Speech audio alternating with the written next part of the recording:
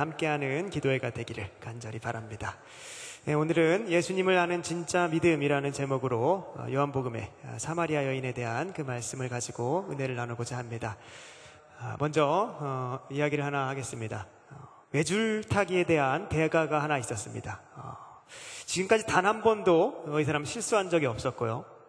심지어 외줄 위에서 각종 묘기를까지 부리면서 누가 봐도 실력이 대단한 그런 외줄타기의 진수였습니다.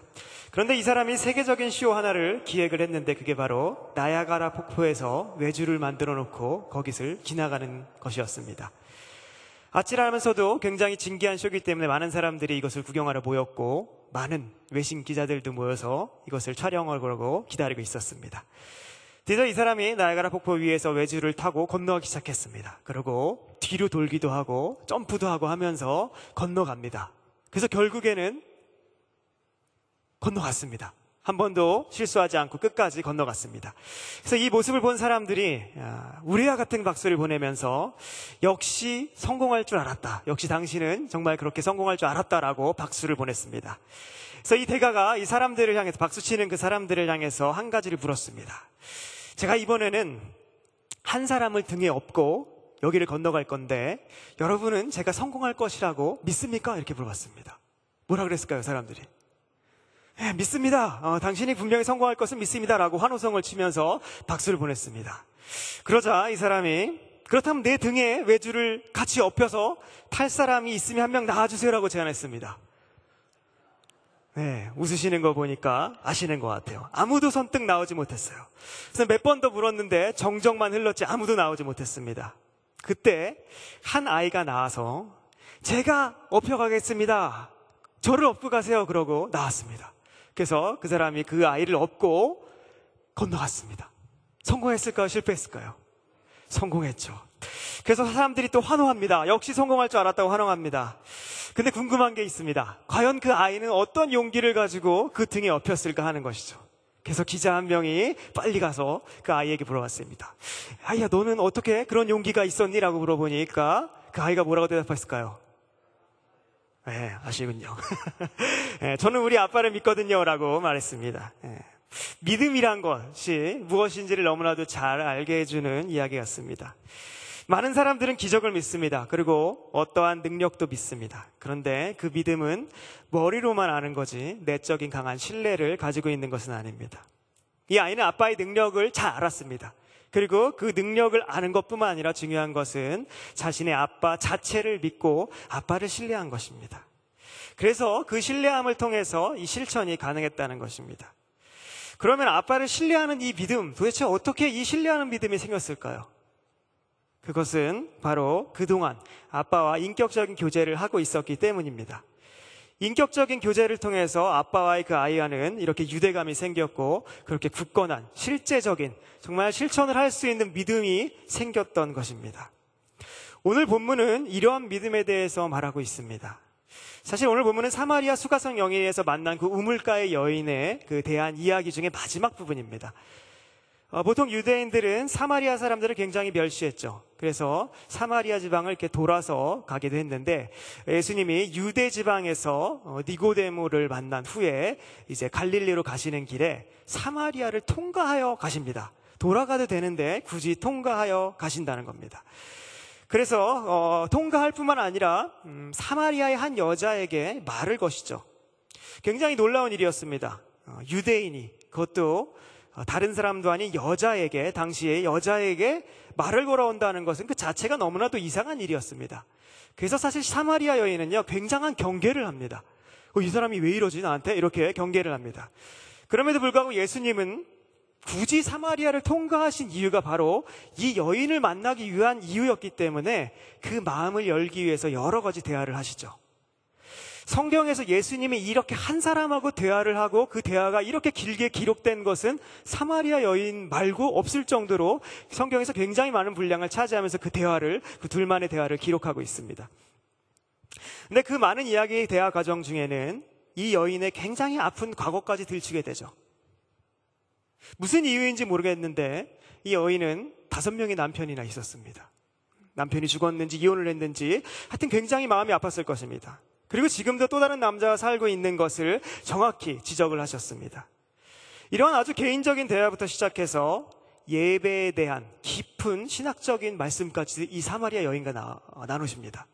그래서 이 대화 중에 우리 나온 말씀이 바로 우리가 매번 예배 때마다 고백하는, 성운으로 선포하는 하나님은 영이시니 예배하는 자가 영과 진리로 예배할지니라 라는 말씀이 바로 이 사마리아 여인과의 대화에서 나왔습니다. 어쨌든 이 사마리아 여인은 예수님과 자신 안에 있는 깊은 이야기들을 서로 나눔을 통해서 예수님이 그리스도임을 믿게 됩니다. 그러자 이 여인은 모든 것을 버려두고 예수님을 마을에 전파하러 들어갑니다. 오늘 본문 위에 있는 4장 28절과 29절을 보면 이렇게 되어 있습니다. 여자가 물동이를 버려두고 동네로 들어가서 사람들에게 이르되 내가 행한 모든 일을 내게 말한 이 사람을 와서 보라. 이는 그리스도가 아니냐 하니, 이 여인에게 갑자기 믿음이란 게 생긴 것입니다. 사실 믿음은 우리에게 발동된 게 아니라 하나님이 주시는 선물입니다. 그래서 내가 어떠한 것들을 체험했다는 것으로 하나님이 주시는 그 믿음이 생기지는 않습니다. 다시 말해서 지금껏 수많은 무리들은 예수님이 행하신 기적으로 말미암아 예수님을 믿는다고 하면서 따라다녔습니다. 사실 오늘 본문 사마리아 여인이 나오기 전까지 요한복음은 이 사람들이 어떻게 예수님의 기적을 보고 그 표적을 따르게 되는지, 얼마나 많은 무리가 표적을 따라서 예수님을 따라다니는지에 대해서 기록하고 있습니다. 그럼에도 불구하고 그 수많은 무리들은 예수님이 행하신 기적으로 말미암아 예수님을 따라다닌다는 표현을 꼭 씁니다. 이것은 표적을 따르는 믿음이지 하나님이 원하시는 믿음이 아니라는 것을 밝히고 있는 겁니다. 어떤 신비적인 믿음이라는 것입니다.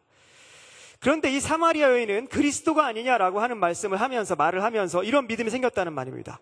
사실 사마리아 여인도 29절 보시면 내가 행한 모든 일을 내게 말한 사람을 보라고 하면서 무엇인가 예수님에게 특별한 것을 체험했습니다. 자신이 행한 정말 비밀 같은 일들을 다 알고 지적하는 것 때문에 굉장히 놀랐을 것입니다.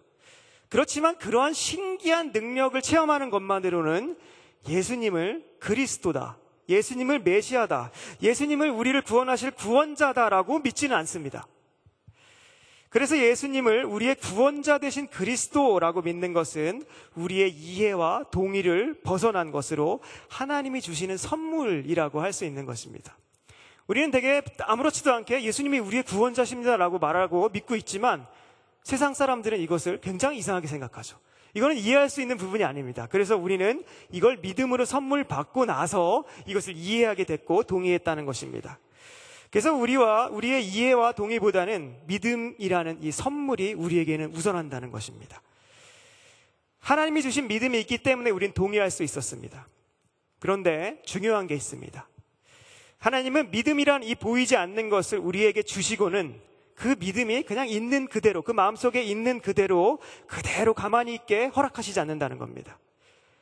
사실 우리는 하나님이 믿음을 주셔도 그 믿음이 나에게 있는지 없는지 알 수가 없어요.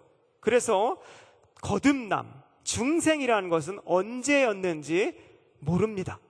그래서 구원파가 언제 구원받았어요? 몇 월 며칠에 구원받았어요? 라는 거는 그 사람은 중생이 뭔지를 모르기 때문에 그렇게 질문을 하는 거지. 니고데모와의 대화 중에서 중생하는 사람, 성령으로 난 사람은 바람 같다 그랬어요. 언제 어디서 어떻게 구원받는지 모릅니다. 대신에 그걸 가지고 내가 이해를 하고 회심을 했을 때, 회개를 했을 때 내가 하나님을 믿는구나라고 생각할 수 있는 거지, 내가 언제 그 믿음을 선물 받아서 죽은 자였다가 다시 거듭나서 살아난 자가 됐는지는 하나님만 아시는 것입니다. 어느 순간 일어났다는 거죠. 그런데 분명한 것은 하나님은 믿음을 이렇게 먼저 주시고 나서 그 믿음이 있다는 것을 알게끔 하시고 그 믿음을 자라나게 하기 위해서 계속 우리를 인도하신다는 사실입니다. 무엇으로 인도하시냐면 바로 하나님의 말씀으로 인도하신다는 겁니다. 도대체 이 말씀이 무엇이기에 이 선물로 받은 믿음이 살아있는 믿음이 될 수 있도록 만드시는 것일까요? 바로 이 말씀 자체가 믿음이 있는 사람들에게는 인격적인 하나님과의 교제의 수단이 되기 때문에 그렇습니다. 사람은요, 인격적인 어떠한 교제 없이는 다른 어떠한 인격적인 존재를 믿을 수 없습니다. 생각해 보세요. 아무런 교제가 없는데 내가 이 사람을 믿을 수 있겠습니까? 사실 믿을 수가 없는 겁니다. 알 수는 있지만 믿을 수는 없습니다. 교회를 다니는 사람이면 누구나 하나님은 전능하시고 정말 하나님은 사랑이 많으시고 선하시고 우리의 아버지 되시고 우리를 가장 좋은 길로 인도하신다는 사실을 압니다. 그리고 그것을 믿는다고 고백도 할 수 있습니다. 실제 그렇게 동의하고도 있을 것입니다. 그런데 우리의 삶에 고난이나 어떤 어려움이 찾아왔을 때는 이 동의하는 것이 믿음과 결부되지 못해서 삶이 평안하지 않고 걱정과 근심으로 점철되는 경우를 우리 많이 경험합니다. 왜 이렇게 믿음이 우리에게 역동적으로 드러나지가 않을까요? 심지어 하나님을 믿는다고 하면서도 아무렇지도 않게 죄를 짓는 사람들도 있고 뉘우치지도 않는 사람들도 있기 때문에 교회의 신뢰도가 종교의 신뢰도 중에서 가장 떨어지고 있는 거 아닙니까? 진짜 이 사람이 믿는 걸까라는 생각을 할 정도로 이러한 일들이 일어납니다. 사실 이런 것들은 그 사람이 진짜 믿음이 없을 수도 있고요. 아니면 믿음이 있다고 해도 하나님과의 인격적인 교제를 전혀 하지 않고 있다는 증거가 되기도 합니다. 즉 믿음이 있다고 하면서도 실제로는 하나님을 신뢰하고 있지는 않는 것입니다. 다시 한번 말씀드리지만 모든 인간은 인격적인 교제 없이는 다른 인격적인 존재를 믿을 수가 없습니다. 신뢰할 수가 없습니다. 그런데 인격과 인격으로 만나게 되는 가장 본질적인 방법, 교제하는 방법이 바로 대화입니다. 사마리아 여인에게 예수님은 대화를 하신 겁니다. 성경이 괜히 분량을 그렇게 많게 기록한 것이 아닙니다. 대화를 그만큼 했고 그 대화 속에서 이 사마리아 여인은 믿음을 받아서 그 믿음에 의해서 그리스도라는 그 예수님을 신뢰하게 됐다는 것입니다. 그게 바로 하나님과 우리와의 관계로 말하면 그 역할을 하는 것이 바로 이 말씀입니다. 각자가 하나님을 만나는 방법은 다 다르지만 어떻게 만났든 간에 말씀과 함께 만나는 것은 동일합니다. 그래서 성령을 우리는 진리의 영이자 말씀의 영이라고 부르는 것입니다. 그래서 따라서 항상 말씀과 성령은 함께 움직입니다. 성령 혼자서 일하시는 분이 아닙니다. 예수님께서 이 땅에 사시면서 내가 아버지의 말씀에 순종한다. 나는 내가 하는 말이 아니라 내가 하는 모든 것들은 아버지께서 원하시는 뜻대로 하는 것이다. 내가 하는 것은 내 스스로 하는 것이 하나도 없다라고 말씀하는 것처럼 성령 하나님은 아버지와 예수님께서 하신 그 말씀에 따라서만 움직이시는 분이 바로 삼위일체 하나님의 질서입니다. 그렇기 때문에 믿음이 있는 우리에게 성령 하나님은 말씀을 통해서 깊은 인격적인 교제를 할 수 있게 열어주신다는 것입니다. 그래서 우리가 말씀을 볼 때 어떠한 마음으로 봅니까? 하나님과 대화하는 그러한 시각으로 우리는 말씀을 봐야 한다는 것입니다. 우리가 잘 아는 히브리서 4장 12절에 보면 하나님의 말씀은 살아있고 운동력이 있어 좌우의 날선 어떤 검보다도 예리하여 우리의 혼과 영과 관절과 골수를 찔러 쪼개기까지 하고 또 우리의 마음과 생각과 뜻을 드러낸다는 말씀이 있습니다. 판단한다는 말씀이 있습니다. 사실 이 말씀을 그냥 겉으로 보기에는 말씀이 우리를 정죄하고 회개케 하는구나 라고 생각할 수 있는데 사실 그것보다 이것이 기록되어 있는 말씀이지만 그 말씀이 진정으로 하나님과 살아있는 하나님의 살아있는 말씀이기 때문에 인격적인 교제를 할 수 있게끔 그리고 하나님이 원하시는 마음과 그 뜻을 우리가 알 수 있게끔 해준다는 말입니다. 그래서 말씀을 통해서 더 친밀해져서 하나님이 원하시는 것을 나도 하게끔 내 마음속에 소원하게 만드는 것, 바로 깊은 인격적인 관계로 인도한다는 것이 바로 이 말씀의 능력이라는 것입니다. 이렇게 보면 기적이 신기한 일이 아닙니다. 오히려 기적보다도 진짜 신비한 일은 이 말씀이에요. 그리고 이 말씀이 신비하다는 것은 인간이 하는 말이 아니라 분명히 하나님께서 기록하신 성경에 이렇게 살아있는 말씀이라고 기록하고 있다는 것입니다. 그래서 성경이 신비입니다. 죽은 글자가 아니라 진정으로 살아있는 그런 하나님의 말씀이라는 것입니다. 저도 이렇게 성경을 보면서 성경을 많이 이렇게 보고 또 읽고 연구하고 하지만 진짜 내가 하나님의 살아있는 말씀으로 내가 연구하고 있는가를 돌아보지 않으면 그냥 읽게 됩니다. 하지만 정말 이게 정말 내가 지금 나에게 하시는 하나님의 말씀이다라고 생각하고 이걸로 지금 나와 하나님이 교제하려고 하시는구나라는 생각을 하고 성경을 읽기 시작하면요, 성경이 다르게 보입니다. 그리고 거기서 주시는 말씀이 실제 내가 오늘 주시는 말씀을 받아들이게 돼요. 이게 너무나도 신비한 일입니다. 그래서 말씀을 읽기 전에 항상 성령 하나님, 성령께서 쓰신 이 성경 조명하셔서 나의 마음 가운데 심어주시고 오늘 인도해 주세요라고 기도하고 읽으시면 분명히 그러한 은혜를 체험할 수 있게 될 것입니다. 중요한 것은 인격적인 교제가 없어도 우리는 얼마든지 하나님을 믿는다고 할 수 있다는 것입니다. 그리고 그렇게 내면도 동의하기도 합니다. 그러면 그 사람은 도대체 무엇을 믿는 걸까요? 그것은 바로 하나님이 전능하신 분이라는 사실을 믿을 뿐입니다. 마치 아까 그 외주를 타는 그 대가를 사람들이 믿듯이 너무 믿었어요. 정말 성공할 줄 믿었던 것처럼 그렇게 믿는 것입니다. 그런데 그런 믿음은 사실 아무런 의미가 없어요. 우리를 변화시킨다거나 우리를 구원하는 하나님이 원하시는 그 믿음이 아니라는 것입니다. 본문의 사마리아 사람들도 처음에는 이 여인이 한 얘기, 사마리아 여인이 한 얘기를 통해서 예수님께 나와왔습니다. 그런데 그 이후에 이 사람들이 하는 말을 보십시오. 오늘 보면 39절, 40절, 41절 제가 읽겠습니다. 여자의 말이 내가 행한 모든 것을 그가 내게 말하였다 증언하므로 그 동네 중에 많은 사마리아인이 예수를 믿는다고 말합니다. 40절, 41절 보시면 사마리아인들이 예수께 와서 자기들과 함께 유하시기를 청하니 거기서 이틀을 유하심이 예수의 말씀으로 말미암아 믿는 자가 더욱 많아. 42절을 함께 읽겠습니다. 시작. 그 여자에게 말하되 이제 우리가 믿는 것은 내 말로 임함이 아니니 이는 우리가 친히 듣고 그가 참으로 세상의 구주인 줄 알미라 하였더라. 아멘. 이 마을 사람들이 예수님을 이 세상의 구주로 알고 믿었다는 겁니다. 기적적인 일이죠. 이 사람들은요, 기적을 본 것도 아니에요. 예수님이 여기서 기적을 베풀었다는 기사가 없습니다. 그럼에도 불구하고 며칠 동안 머무시면서 대화를 하시고 살아계신 그 말씀으로 말씀을 하셨을 때 이들은 예수님을 그리스도로, 구주로, 이 세상의 구주로 알미라, 믿었더라 라고 말씀하고 있는 것입니다. 바로 이게 예수님의 말씀을 통한 인격적인 교제가 있었다는 것이죠. 예수님을 인격적으로 만나지 못하고도 예수님에 대해서는 얼마든지 많이 알 수 있습니다. 하지만 아이가 아빠를 알듯이 예수님 자체를 알고 신뢰할 수는 없습니다. 오늘은 우리가 이 자리 가운데 기도하려고 모였습니다. 하나님이 어떠한 사람의 기도를 제일 잘 들으실까요? 평소 인격적인 교제가 없어서 하나님을 모르는 자가 나와서 아무리 크게 외친다고 하나님이 얼마나 많이 들으실 수 있을까요? 물론 그 기도도 소중합니다. 하지만 아빠와 교제하듯 깊은 교제를 가지고 살아온 사람의 기도는 당연히 하나님께서 더 잘 들으시고 더 잘 응답하시는 그런 마음이 있겠죠. 그래서 우리는 그런 후자가 되어야 합니다. 그리고 인격적인 교제를 하는 사람이 하나님의 마음에 합한 그런 기도를 정말 올려드릴 수 있지 않겠습니까? 평소에 대화를 하는 사람, 친한 사람이 하나님께 내 마음에 꺼리낌이 없이 아주 자연스럽게 많은 것을 간청드릴 수 있을 것입니다.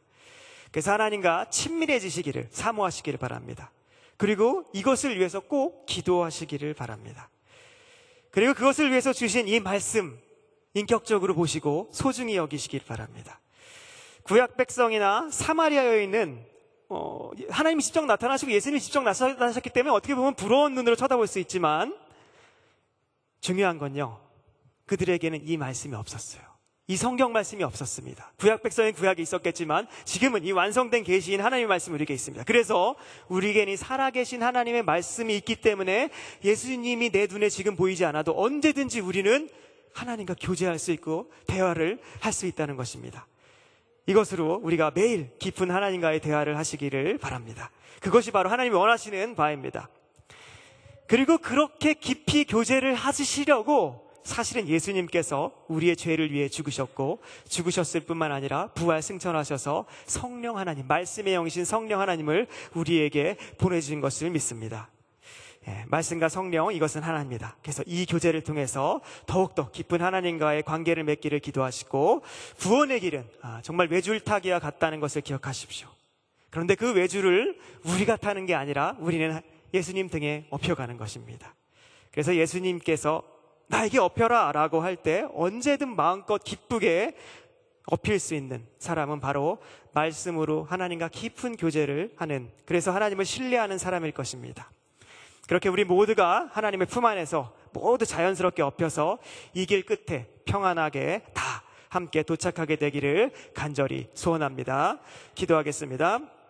하나님 감사합니다.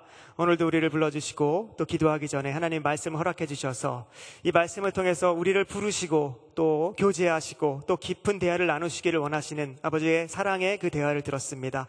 하나님, 우리가 더욱더 깊은 하나님과의 교제와 관계를 더욱더 맺기를 사모하는 마음이 항상 가질 수 있게 도와주시옵시고, 하나님께서 허락해 주신 이 말씀을 볼 때마다 살아계신 말씀이 되어서 우리가 인격적인 교제를 나눌 때 하나님의 마음을 다 아는, 정말 충분히 아는, 그래서 하나님만을 신뢰하는, 정말 우리 아버지라고 부르며 신뢰하는 그런 우리 모든 성도님들 될 수 있도록 축복하여 주시옵소서. 감사드렸고 예수 그리스도의 이름으로 기도하옵나이다. 아멘.